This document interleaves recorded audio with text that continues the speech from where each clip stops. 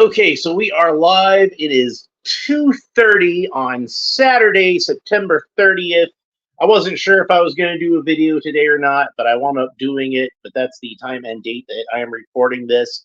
And today I have with you to open is a Marvel Eternals from the MCU Titan Hero series, and this is Marvel's Sersi. So I guess they weren't able to get a trademark on the name Sersi, even if it's spelt different from the mythological figure or from the Game of Thrones character. But I'm gonna go ahead and open her up real quick because I bought this because I figured she'd be good for a custom or something.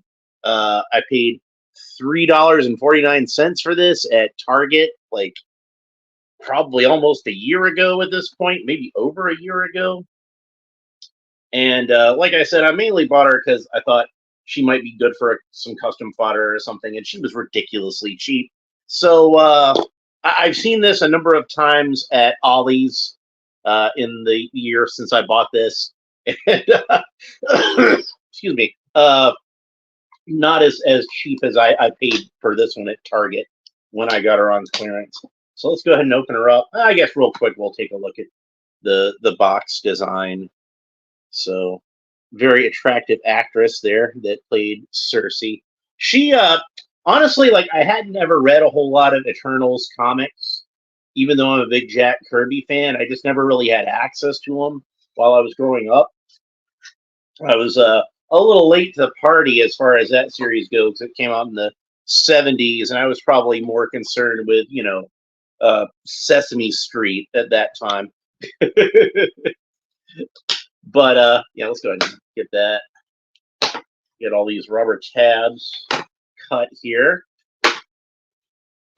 But I do remember Sersi because of all the Eternals characters, she was the one that was most closely associated with the Avengers and was actually a member of the Avengers for a time in the 90s.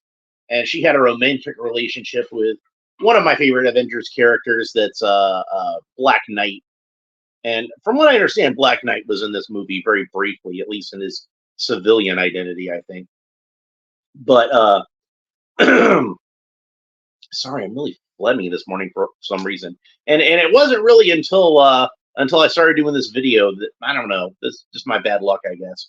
All right, so yeah, I never saw the movie because, like I said, I wasn't really that into the comic book, but I was a big fan and still am a big fan of Jack Kirby and his artwork. And if I ever read the Eternals comics, it's going to be because I'm a fan of Jack Kirby and his artwork, and I want to see what he did with the characters. But when I saw stuff coming out of the movie, I'm just like, this doesn't look anything like Jack Kirby. It just looks so plain and generic, and I'm like, I don't understand why you would make a movie of the Eternals and not make it look like Jack Kirby. To me, that doesn't make any sense at all. So, but I saw these figures just kind of languishing on the shelves, and now they're all over Ollie's. Both these and even the Marvel Legends figures are kind of creeping around there. And I think most of the Marvel Legends figures that are there because distribution during the time of COVID like knocked a lot of the distribution for those figures out of whack. But in terms of the Eternals figures, like, I know those went Target. So I saw those sitting on the shelves at Target for like months, and nobody was touching them. I think I did one review of an Eternals action figure during the time that those were actually on the shelves for full retail price, and even that was one that I found that they accidentally had, like, somebody had returned it in the wrong box, and they put it back on the shelf without knowing what they did. So this line of figures did not do very well, and the movie didn't do very well. And in fact, I didn't even bother to see the movie again because they didn't make it look like Jack Kirby artwork. So I'm like, what's the point? But Sersi, I think, is a decent enough design. She's at least, like, to me, if you put out a group of characters and said, this is the Eternals, that's the one I would point at and be like, well, that one's obviously Sersi. Like, her I would recognize. And like I don't think any of the other ones. Maybe Icarus I might have recognized, but I don't think any of the other ones I would have. Like either I'm not familiar enough with the character, or they didn't look anything like the character. So so here's a lesson: if you're gonna make a movie based on one of the greatest and most distinctive comic book artists of all time, who had such a distinct style as Jack Kirby did, you make the artwork, you make the characters look the way Jack Kirby drew them. I mean, I don't think that's it ain't rocket chemistry. Let's say that. So anyway, let's talk more about the figure itself. So she's got a head that rotates all the way around, and it's on a ball joint, so it actually has some decent side to side motion and some decent up and down. Like that's about as far up as she can look, but she can at least look down that far. So a decent range of motion for some hair with some for a head with some long hair. And since the hair is like a more pliable plastic, that means that like when she looks down, the hair kind of bends. So it does kind of help with the articulation there. Arms rotate all the way around, and this arm is like really loose for some reason. Like you can see, like I'm barely touching it, and even then, like if you just kind of touch it that way, it'll fall back down on its own. So that one's really loose. This one seems a little more tight. I'm gonna sneeze. And then it went away. That's so frustrating. Don't you hate it when you feel like you're gonna sneeze and then it just goes away? You're preparing yourself to sneeze, and then it's just like, oh, never mind. Jerk. So anyway, arms move up about that far. So she's got about the typical range of uh, motion at the arms for a Titan Heroes figure. There is no wrist articulation. This is all one solid arm from the shoulder down. And then her legs can move up about that far. I mean, she's got this big skirt thing, so that's causing her some that's going to hinder the articulation a bit, obviously, and she can't really do the splits. There's a problem when it comes to doing the splits. That's about as far as she can go. So Black Knight will be disappointed. so uh, it's not as well articulated as I'm used to seeing from these Titan Hero series, but that unfortunately is par for the course as far as the women go.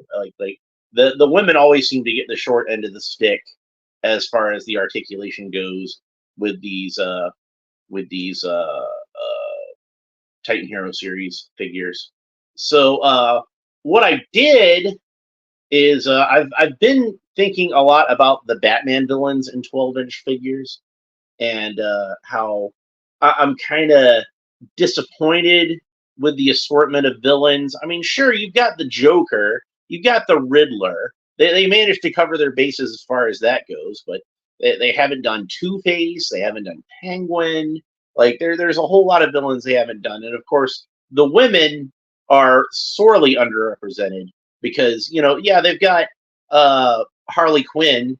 Mattel did a couple of versions of Harley Quinn, and Spin Master has done like at least one version of Harley Quinn. They did Catwoman, but it was just like the movie version of Catwoman, so like not even the comic book version of Catwoman. Do I have one of those around? Yeah, I've got tons of these that I've bought for custom, and you've seen me open these on the show before, like a couple of times. But yeah, and like since she's the movie version, she doesn't even have a mask. And if she did have a mask, it would be a crappy mask. Because God, that movie, I don't know, like people actually like that movie. I'll never understand it. Oh yeah, here's one that's out of the box. So she's probably gonna get turned into something else. So, but you can see how Spin Master has a lot more articulation on their figures. So not only does she have like fully articulated elbows, better than the Robert Pattinson figure, in fact. Not only does she have wrists that rotate, but she's got bendable knees, and since she doesn't have this rubber skirt getting in the way, she can do the splits no problem. So that's nice. But I figured this would be a good base to use for something because it's a mostly plain sort of outfit. There are some nooks and crannies I'd have to fill in here and there if I want to. But what I was thinking would be really cool is to use her to make Poison Ivy. because I really like Poison Ivy, and they haven't done a 12-inch figure of her yet. So I figured, if nothing else, this was the one I spent $3 on. I can maybe like do a little bit of experimentation on her and see if I can figure out a good way to get this to be a Poison Ivy figure. I 3D printed a new head, so like I'm gonna use that head for Poison Ivy. Hopefully it'll fit on this peg. This peg looks like it's gonna be huge. I mean, like, you can look under there. Can you see under there? This head looks gigantic. Even though I don't like to do this, I'm gonna do it in this space. Where is my third? All the way over there. All right. So we'll go ahead and take her head off. We'll go ahead and take her head off and see what this peg looks like underneath, which I think is going to be gigantic.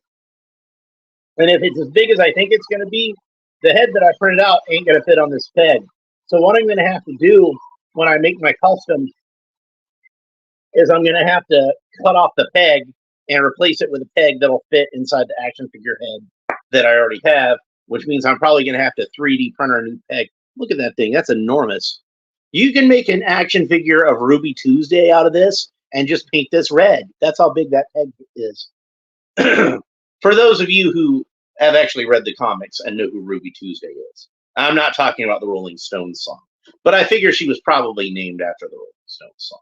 Oh yeah, and she's got the annoying thing on the back that I don't like, that you plug the thing into to make noises. I don't like those though. I think those are annoying. So at least it's not on her arms this time. I really hate it when they put it on the arms. At least when it's on the back, I can kind of ignore it. But I think with Poison Ivy, I might just like Dremel this whole thing down and fill it in with putty. So I just like it that much. I'm going to have to fill in like a lot of these lines with putty. I'm going to have to cut down the skirt a bit, because the skirt is just like, I want her to be able to move her legs. So yeah, but that's how this is going to go when I do this. So that's why I wanted to go ahead and do this video real quick, so I can go ahead and get to work on her and try to make my Poison Ivy figure out of it. She's going to be a little shorter than Harley Quinn, but that's okay. So that's the old Mattel Harley Quinn. So, and I've got a Justice League Action version of her, which is better articulated, but I don't like the head sculpt on that one as much because it's too big. And I've got the Spin Master version, which is more of a it looks more like the costume that she had in Injustice 2, to be specific, which I really like that costume, so I was happy to have that. But yeah, that's pretty much it as far as Sersi goes. And I do really like the head sculpt also.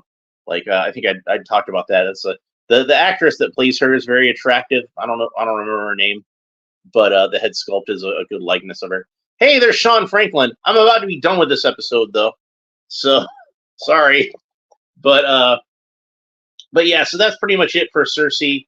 When I get the figure done of Poison Ivy, I'll put it up and show it. So but apparently that's the only way I'm going to get a 12-inch Poison Ivy figure, since I've been waiting on Mattel and then Spin Master to do one, and none of them seem to feel like wanting to do it. So but yeah, I think I can probably get a pretty decent Poison Ivy out of this once I get it's going to take a lot of work though.